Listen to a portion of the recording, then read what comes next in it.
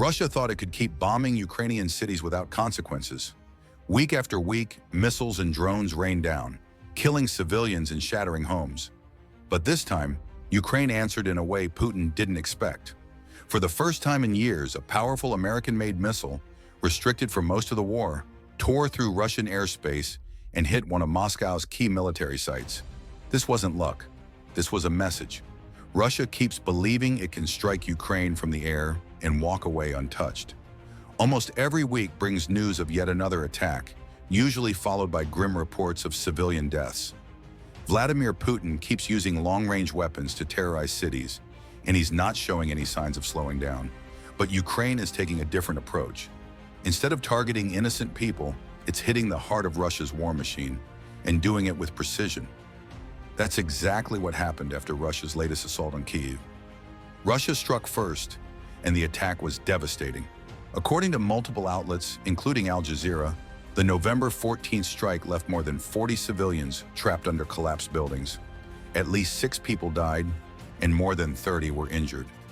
DW reported that Russia launched more than 430 drones and 18 missiles at Kyiv in a single attack. President Volodymyr Zelensky called it a deliberate attempt to cause the maximum amount of harm to civilians. The missiles hit apartment blocks, injuring children, a pregnant woman, and destroying homes. Even Azerbaijan's embassy was damaged by debris from an Iskander missile, a country not even involved in the war. Russia couldn't hide behind any excuse. These were civilian targets. After the attack, Zelensky issued a warning to Russia and a plea to Ukraine's Western partners. He said Ukraine would respond with long-range strength and urged Europe and the United States to make real decisions about stopping Russia's attacks. This time, the US actually answered that call, not by sending new weapons, but by removing restrictions on one of Ukraine's most powerful systems, ATACMS. For years, Ukraine was restricted from using these long-range missiles on Russian territory. That restriction is now gone. And just days after the brutal attack on Kyiv, Ukraine struck back. On November 18th, the military news outlet Militarny reported that Ukraine had used ATACMS missiles to hit targets inside Russia. Details at the time were limited, but the general staff confirmed the strike. They said, "The armed forces of Ukraine have successfully employed ATACMS tactical missile systems to carry out a precision strike against military targets on the territory of Russia." Ukraine didn't reveal the exact coordinates, but rumors quickly spread that the targets were in the Voronezh region.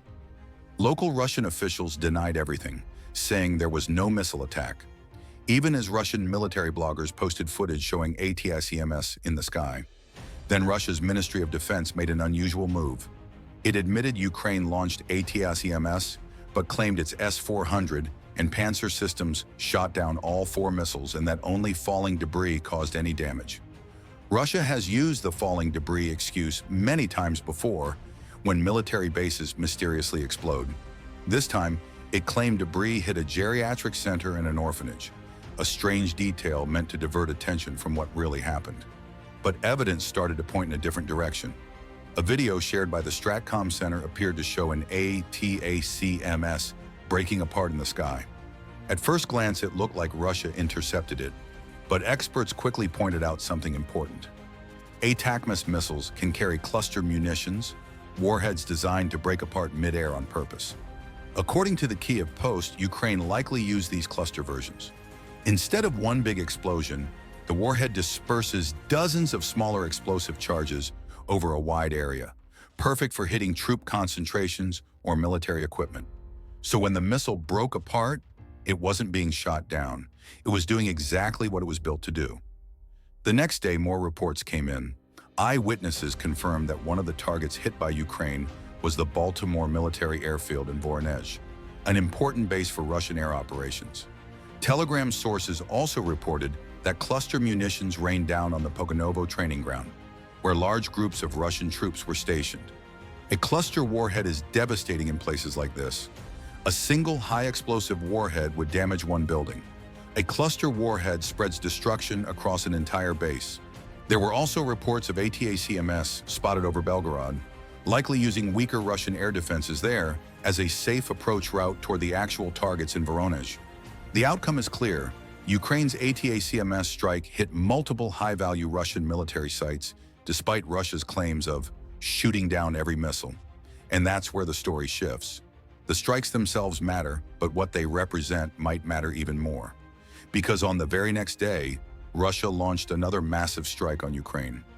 On November 19th, Reuters reported that Russia fired 476 drones and 48 missiles, one of the largest attacks of the entire war. It killed at least 25 people in Ternopil and injured around 100. A Russian missile tore off the top floors of a residential building. This is now Russia's pattern. Large-scale missile swarms meant to break Ukraine before winter sets in. The Kyiv Independent published data showing more than 8,000 drones and 359 missiles launched at Ukraine between October 1st and November 18 alone. Ukraine is stopping about 80% of drones, but only around 27% of missiles. That number is falling, which means Russia is shifting strategy and overwhelming air defenses. So will Ukraine be able to keep responding with long-range strikes? That's the big question. The war zone notes that no one knows how many ATACMS Ukraine has left. AP News reported earlier this year that Ukraine had received fewer than 40 missiles and had run out by January 2025. Clearly, that wasn't the full story, or new missiles were quietly transferred afterward. The U.S. has a limited supply of ATACMS, and many analysts believe Washington was reluctant to send more because of its own stockpile concerns. But that may be changing as the U.S. Army begins receiving new precision strike missiles, which could replace ATACMS over time. If more of these newer missiles get delivered, the U.S. might finally feel comfortable sending larger numbers of ATACMS to Ukraine. But the biggest shift here isn't the missile itself, it's the politics behind it. For most of the war, the United States had restrictions on how Ukraine could use American weapons. Under Donald Trump, Ukraine was reportedly required to get permission for every single ATACMS strike. Until November 18th, not one ATACMS had been used on Russian soil during Trump's presidency. This strike means one thing: the U.S. approved it, and that signals a major shift in American policy. In recent months, Trump has been showing signs of frustration with Putin. He canceled a planned meeting, expressed disappointment in Putin's empty promises, and then placed new sanctions on major Russian oil companies. The U.S. also approved over $100 million in Patriot system support, signaling a stronger defense partnership with Ukraine. The use of ATACMS on Russian territory makes it clear. The United States has decided to pressure Russia at a higher level, and Ukraine is now allowed to hit back where it hurts. We still don't know how many ATACMS Ukraine has, or if the U.S. will send more. But one thing is certain: Putin can no longer assume his military bases deep inside Russia are safe. Ukraine has shown it can strike far beyond the front lines, and it has the political backing to do it again. Whatever comes next, this ATACMS strike marks a turning point.